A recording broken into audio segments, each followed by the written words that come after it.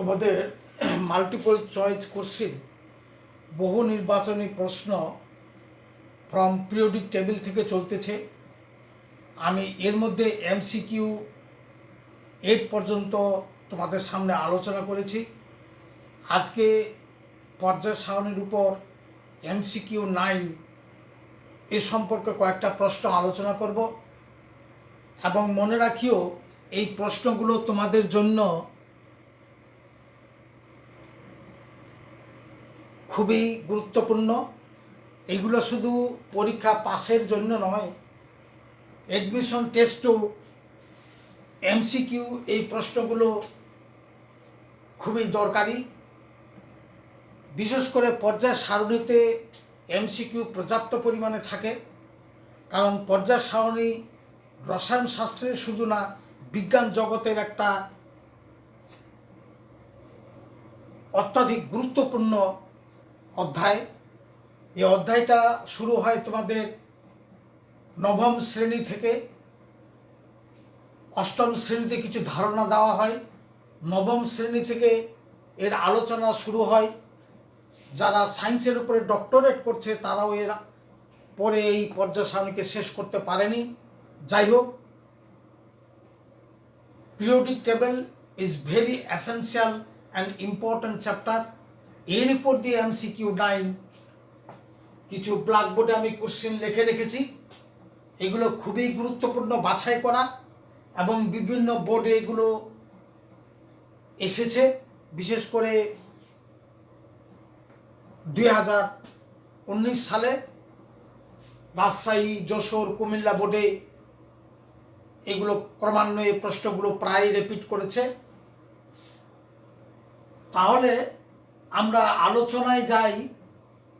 প্রথমটা আছে, কোন যৌগটি বেশি ionic? Lithium chloride, sodium chloride, potassium chloride, rubidium chloride. অর্থাৎ lithium chloride, sodium chloride, potassium chloride, rubidium chloride, এইগুলোর মধ্যে কোনটি বেশি আয়নিক? এখানে ক্লোরাইড সব জায়গায় আছে, অর্থাৎ এই ঋণাত্মক ঋণাত্মক একক ঋণাত্মক সব জায়গায় আছে। এখন এর আয়নিক যৌগ কোনটা বেশি হবে, এটা কেমন করে আমরা নির্ধারণ করব? ভাজানের একটা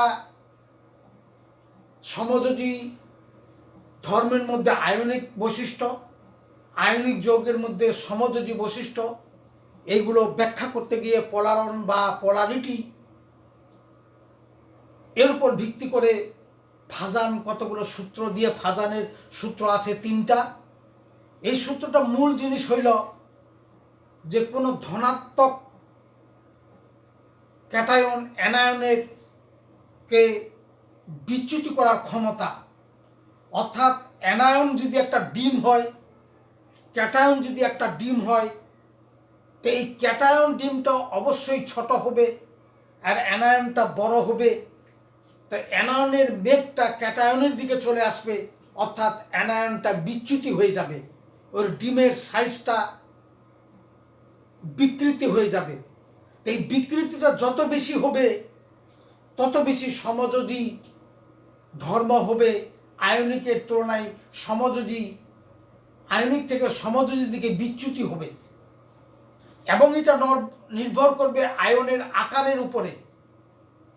এবং আয়নের আকার হইল চার্জ ঘনত্ব।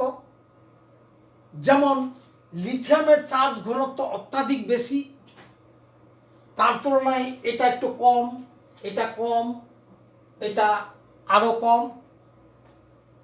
তো এই ধনাত্মকের আকার যত বেশি হবে, বিচ্যুতি বেশি হবে, তাহলে সমযোজী ধর্ম, সেখানে আয়নিক যৌগ হইলেও সেখানে সমযোজীর কিছুটা লক্ষণ পাওয়া যাবে। যেমন লিথিয়ামের কাছে সমযোজী লক্ষণ পাওয়া যাবে বেশি, তার তুলনায় এটার একটু কম, আর এটার আরও একটু কম, কারণ আকার আরও বড়। লিথিয়াম থেকে লিথিয়াম থেকে যত নিচে যাওয়া যাবে এই আয়নের পরমাণুর আকার বাড়তে থাকবে, এই পরমাণুর আকার আস্তে আস্তে বাড়তে থাকে, কারণ উপর থেকে নিচে পারমাণবিক সংখ্যা বৃদ্ধির সঙ্গে শক্তি স্তর বৃদ্ধি পায়। সুতরাং আকার যখন বেশি হবে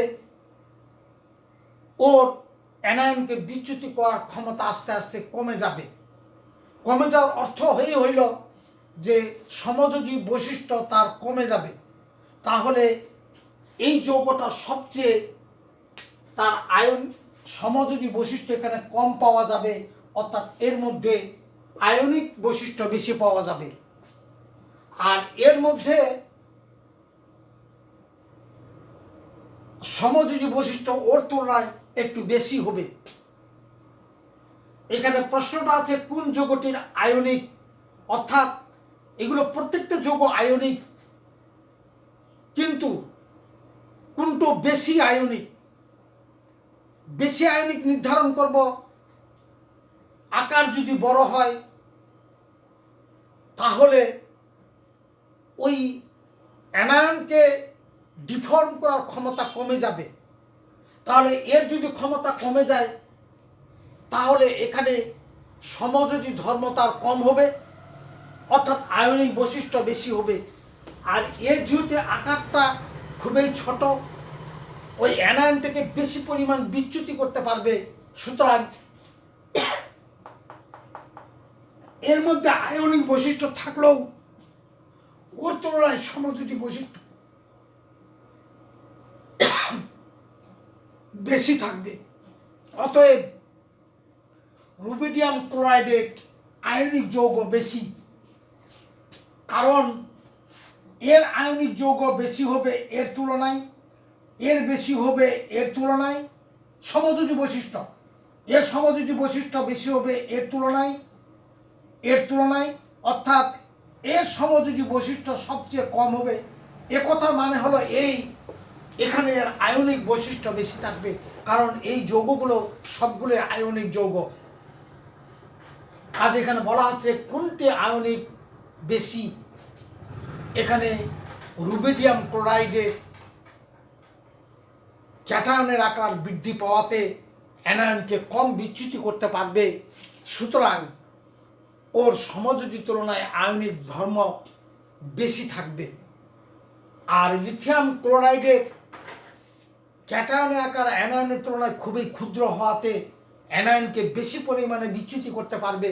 সুতরাং এই আয়নিক যৌগ হইলেও এর মধ্যে ওর তুলনায় সমযোজী বৈশিষ্ট্য বেশি থাকবে। আর ওর তো এখানেও আয়নিক বৈশিষ্ট্য থাকবে বেশি, কিন্তু সমযোজী বৈশিষ্ট্য কম থাকবে। অতএব রুবিডিয়াম ক্লোরাইড বেশি আয়নিক। খুবই গুরুত্বপূর্ণ প্রশ্ন। এই প্রশ্নটা শুধু পরীক্ষা পাসের জন্য না, এটা অ্যাডমিশন টেস্ট, মেডিকেল, বুয়েট সব জায়গায় প্রশ্ন আসার সমূহ সম্ভাবনা। তাহলে এই ব্যাখ্যাটা ফাজানের উপর দিয়ে, ফাজানের নীতিটা পড়লেই এটা সবচেয়ে বেশি পরিষ্কার হবে। 2 নম্বর, কোন অক্সাইডটি ক্ষারধর্মী? সেটা এখানে আছে aluminium oxide, magnesium oxide, silicon dioxide, phosphorus pentoxide. এক কথায় আমরা সিলিকন ডাইঅক্সাইড এবং ফসফরাস পেন্টাঅক্সাইডকে অম্লধর্মী অক্সাইড হিসাবে প্রথমে বাদ দিয়ে দিতে পারি, সহজ শর্টকাট পদ্ধতি।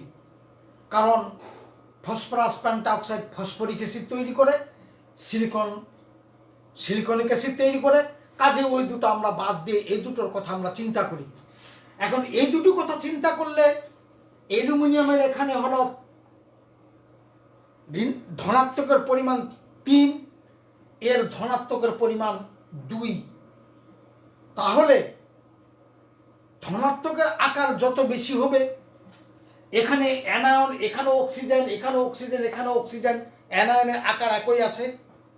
তাহলে যদি ধনাত্মকের আকার বেশি হয় তাহলে ওর মধ্যে সমযোজী বৈশিষ্ট্য বেশি থাকবে। আর সমযোজী বৈশিষ্ট্য বেশি থাকলে সেই যৌগ আয়নিক ধর্ম কমে যাবে, অর্থাৎ সেটা পানিতে আয়নিক যৌগ বেশি হইলে পানিতে কম দ্রবীভূত হবে, অর্থাৎ সমযোজী বৈশিষ্ট্য বেশি হলে আয়নিক ধর্ম কমে যাবে। সুতরাং পানিতে দ্রবণীয় অংশটা কমে যাবে, কারণ সমযোজী যৌগগুলো পানিতে অদ্রবণীয়, প্রায় আয়নিক যৌগগুলো পানিতে বেশি পরিমাণ দ্রবীভূত হয়। তাহলে এখানে এর সমযোজী বৈশিষ্ট্য বেশি আর এর সমযোজী বৈশিষ্ট্য কম, সুতরাং এর আয়নিক বৈশিষ্ট্য বেশি এবং এই যৌগটা পানিতে দ্রবীভূত হতে পারবে বেশি, অর্থাৎ এই যৌগটার মধ্যে ক্ষার ধর্ম বেশি পাওয়া যাবে। এই হলো এখানকার উত্তর, অর্থাৎ ম্যাগনেসিয়াম অক্সাইড বেশি ক্ষারধর্মী, সিলিকন ডাইঅক্সাইড, ফসফরাস পেন্টাঅক্সাইড, অ্যালুমিনিয়াম অক্সাইডের তুলনায় ম্যাগনেসিয়াম অক্সাইড বেশি ক্ষারধর্মী। এবার কোন যৌগটি পানিতে বেশি দ্রবণীয়, এটা সে একই ফাজানের নীতির উপরে ভিত্তি করে। এখানে আছে silver fluoride, silver chloride, silver bromide, silver iodide. এখানে ফ্লোরাইড, ক্লোরাইড, ব্রোমাইড, আয়োডাইড, তাহলে ফ্লোরাইড, ক্লোরাইড, ব্রোমাইড এবং আয়োডাইড নিচ থেকে তাদের অ্যানায়নের আকার ক্রমান্বয়ে বৃদ্ধি পাচ্ছে। অ্যানায়নের আকার যতই বৃদ্ধি পাবে, ক্যাটায়ন এখানে সবসময় ধনাত্মক, একই ধরনের ক্যাটায়ন আছে, একই ধরনের ক্যাটায়ন আছে। তাহলে অ্যানায়নের আকার যত বেশি হবে, বিচ্যুতির পরিমাণটা তত বেশি হবে, অর্থাৎ আয়নিক যৌগ থেকে সমযোজী বৈশিষ্ট্য বেশি হবে। সমযোজী বৈশিষ্ট্য বেশি হলে ওর গলনাঙ্ক, পানিতে দ্রবণীয়তা কমে যাবে, গলনাঙ্ক কমে যাবে, অর্থাৎ আয়নিক যৌগ থেকে সমযোজী বৈশিষ্ট্য যত বেশি হবে তার গলনাঙ্ক তত বেশি কমে যাবে, দ্রাব্যতাও তার কমে যাবে। সুতরাং এখানে প্রশ্নটা কোন যৌগটি পানিতে দ্রবণীয়, তাহলে যেটা সমযোজী বৈশিষ্ট্য যার মধ্যে বেশি ওটা পানিতে কম দ্রবণ হবে, আর যার সমযোজী বৈশিষ্ট্য যার মধ্যে কম, তার আয়নিক বৈশিষ্ট্য বেশি, ওটা পানিতে বেশি দ্রবীভূত হবে। তাহলে আকারের তুলনায় এটা সবচেয়ে উপরে আছে, এ আকার সবচেয়ে ক্ষুদ্র, এর সবচেয়ে আকার বেশি, এর মধ্যে সমযোজী বৈশিষ্ট্য বেশি এর তুলনায়। সুতরাং এটা পানিতে কম দ্রবণীয় হবে, এটা পানিতে বেশি দ্রবণীয় হবে, কারণ ওর মধ্যে আয়নিক বৈশিষ্ট্য বেশি আছে। আয়নিক বৈশিষ্ট্য বেশি থাকলে সমযোজী বৈশিষ্ট্য কম, সমযোজী বৈশিষ্ট্য বেশি হলে পানিতে দ্রবণীয়তা কমে যাবে, গলনাঙ্ক কমে যাবে। সুতরাং সিলভার ফ্লোরাইড এটা পানিতে বেশি দ্রবণীয় হবে, কারণ এর সমযোজী বৈশিষ্ট্য কম, আয়নিক বৈশিষ্ট্য এর মধ্যে বেশি।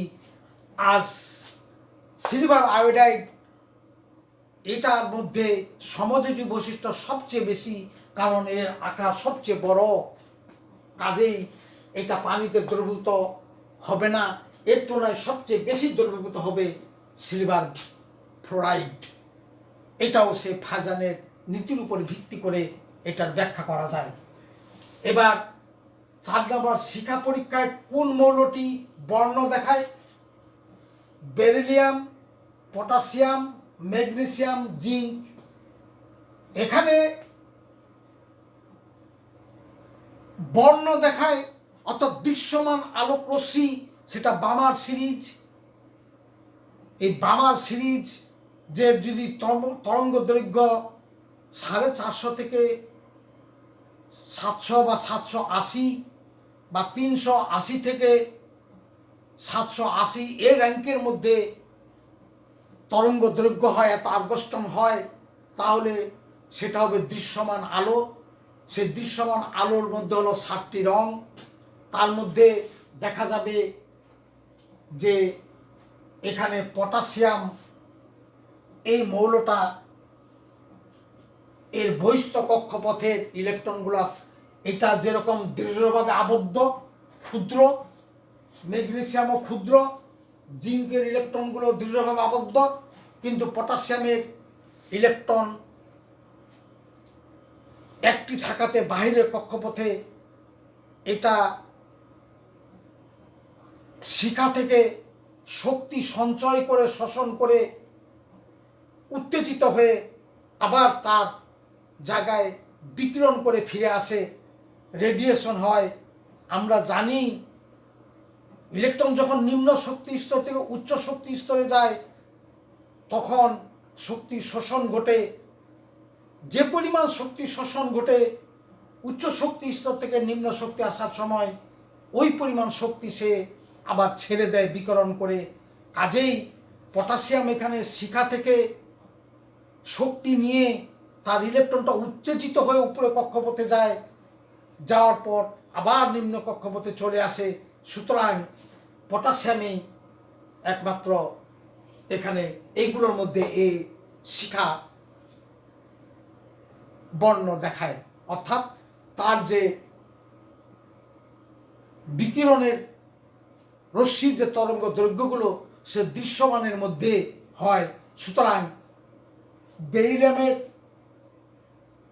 আলো থেকে শোষণ করে না এরকম কোনো কথা না, কিন্তু তার যে বিকিরণের রশ্মিগুলো দৃশ্যমানের মধ্যে না, ম্যাগনেসিয়ামের মধ্যে না, জিঙ্কের গুলো আলোক রশ্মিটা দৃশ্যমান অঞ্চলের মধ্যে না, কিন্তু পটাশিয়ামের শোষণ এবং বিকিরণের আলোক রশ্মিটা দৃশ্যমান রেঞ্জের মধ্যে। সুতরাং পটাশিয়াম শিখা পরীক্ষায় বর্ণ দেয়। 5 নম্বরটা, পর্যায় সারণীতে এফ ব্লক মৌলের সংখ্যা 27, 30 না 36 না 41। আমরা জানি ল্যান্থানাইট থেকে 57 এবং 89 থেকে 89, এ থেকে 71 এবং এখান থেকে 103। এখানকার 14টি মৌল, এখানকার 14টি মৌল, ওই 14 এবং 14টি মিলে 28টি মৌল এফ ব্লক, অর্থাৎ এটা 4F-এ প্রবেশ করে, এ 5F-এ প্রবেশ করে, এখান থেকে 14 এবং 14টি মৌল 28টি মৌল এফ ব্লক হওয়ার কথা। কিন্তু অ্যাক্টিনাইডের 90 পারমাণবিক সংখ্যা বিশিষ্ট মৌলটি এ ডি মৌলের অন্তর্ভুক্ত। সুতরাং এখানে একটি কমে গেলে এখানকার 13টি আর এখানকার 14টি, মোট 27টি মৌল হবে এফ ব্লক মৌল। অর্থাৎ অ্যাক্টিনাইডের 90তম মৌলটি ডি ব্লক মৌলের অন্তর্ভুক্ত বৈশিষ্ট্য ধারণ করে। এই জন্য অ্যাক্টিনাইডের 14টি মৌল এফ ব্লকের মধ্যে হওয়ার কথা ছিল, কিন্তু একটি মৌল, তার 90 মৌলটি ডি ব্লকের বৈশিষ্ট্য ধারণ করাতে একটি কমে এখানে 13টি আর এখানে 14টি, অর্থাৎ এফ ব্লক মৌল হবে 27টি, অর্থাৎ এই 27টি সঠিক। এবার 6 নম্বরটা, কোন মৌলটি আয়নীকরণ বিভব সবচেয়ে বেশি? সে মৌলগুলো হলো boron, carbon, nitrogen, oxygen. Boron 5, carbon 6, nitrogen 7 এবং অক্সিজেন 8। এরা সবাই 2 নম্বর পর্যায়ের মৌল এবং এরা যথাক্রমে এটা হলো 13, 14, 15 এবং 16 গ্রুপের অন্তর্ভুক্ত।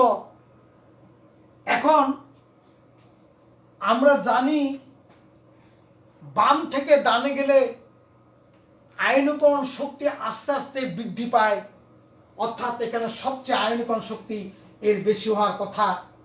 কার্বনের চেয়ে এই নাইট্রোজেনের বেশি হওয়ার কথা, কিন্তু এখানে কার্বন 6, এর 7। কিন্তু দেখা গেছে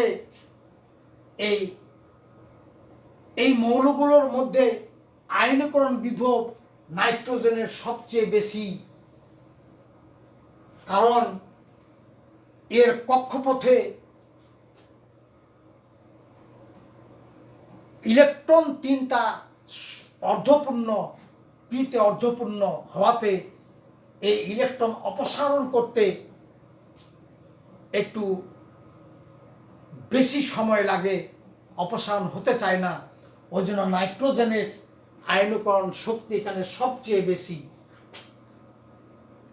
হওয়ার কথা ছিল, সবচেয়ে বেশি এখানে অক্সিজেনের চেয়েও এর আয়নীকরণ শক্তি সবচেয়ে বেশি হবে, কারণ এর বাহিরের ইলেকট্রনগুলো 2p(x1),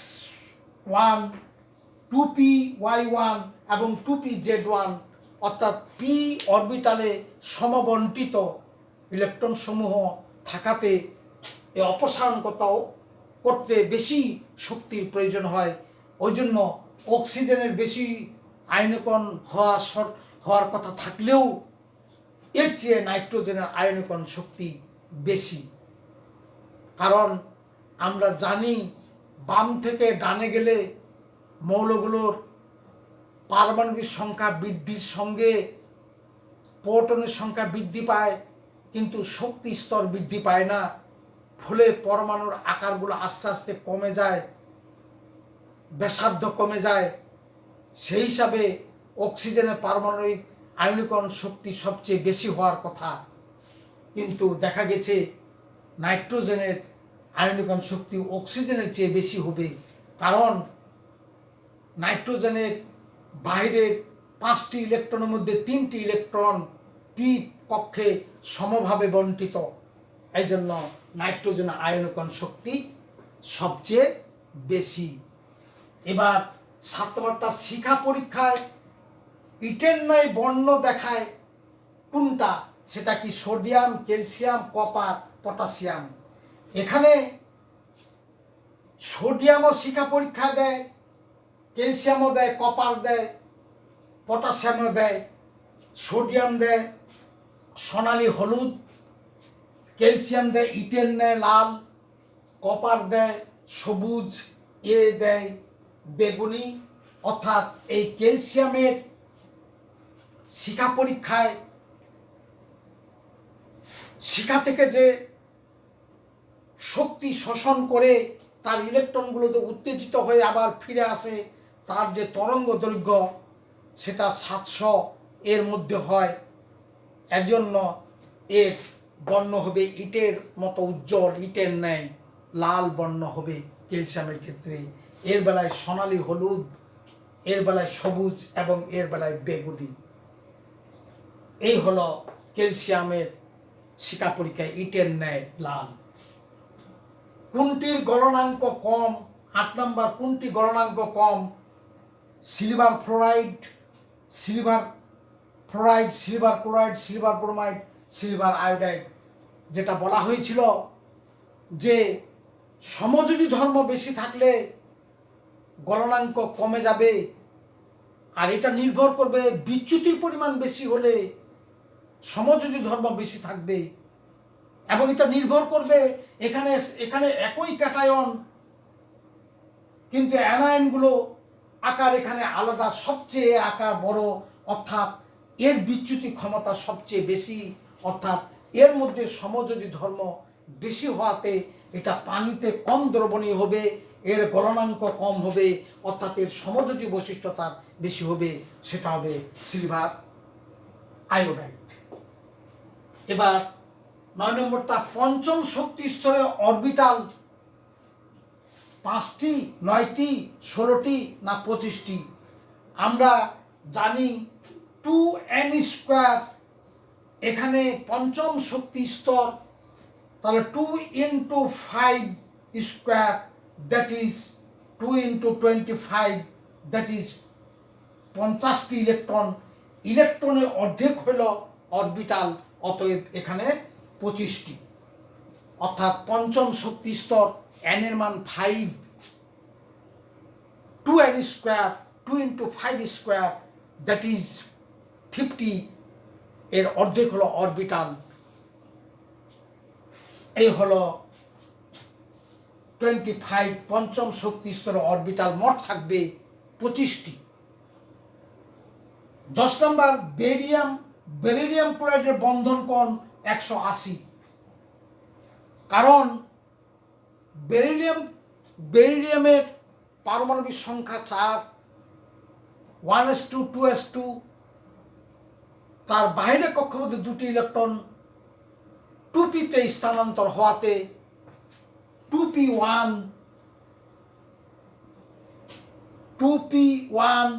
এবং 2px1 2py এবং 2s1 এই দুটি সংকরণ ঘটে sp সংকরণ ঘটায়। আর sp সংকরণ ঘটালে সেগুলো প্রায় ক্ষেত্রে লিনিয়ার বা সরল রৈখিক আকৃতি হবে এবং বন্ধন কোণ হয় সাধারণত 180, যেমন ইথাইন যৌগগুলো sp সংকরণ এবং তাদের বন্ধন কোণ 180, জ্যামিতিক আকৃতি সরল রৈখিক, অতএব বেরিয়াম ক্লোরাইডের বন্ধন কোণ 180, এটা সঠিক। এই গেল MCQ 9 পর্যায় সারণীর উপর ভিত্তি করে। এই প্রত্যেকটি MCQ যদি বিশ্লেষণ করে তোমরা পড়তে পারো, একই সঙ্গে দুটি উপকার হবে, সৃজনশীল ক্লিয়ার হবে, পরিষ্কার হবে। অপরদিকে MCQ এর দ্বারা আরও অন্যভাবে থাকলেও সেগুলোর ব্যাখ্যা তোমরা করতে পারবে বা উত্তরগুলো তোমরা জানতে পারবে। MCQ তোমরা সরাসরি মুখস্থ না করে প্রত্যেকটি জিনিস একটু বুঝে বুঝে যদি পড়ো, তাহলে তোমাদের অ্যাডমিশন টেস্ট হতে আরম্ভ করে পরীক্ষার জন্য খুবই তোমরা উপকৃত হবে। এবং আমার এই আলোচনাগুলো তোমাদের কাছে যদি ভালো লাগে তাহলে তোমরা কমেন্ট করিও, এবং এর মধ্যে যদি তোমাদের কাছে অসামঞ্জস্য মনে হয় আমার কমেন্ট বক্সে তোমরা কমেন্ট করলে আমি আরও ভালো করার চেষ্টা করব। এবং যদি ভালো লাগে লাইক দিও, আর বিশেষ করে প্রতিদিনের ভিডিওগুলো আগে ভাগে পাওয়ার জন্য সাবস্ক্রাইব করলে তোমরা আমার প্রতিদিনের ভিডিওগুলো তোমরা আগে ভাগে পাবে। তোমাদের সকলের সুস্বাস্থ্য কামনা করে ধন্যবাদ জানাচ্ছি। তোমাদের সকলকে ধন্যবাদ।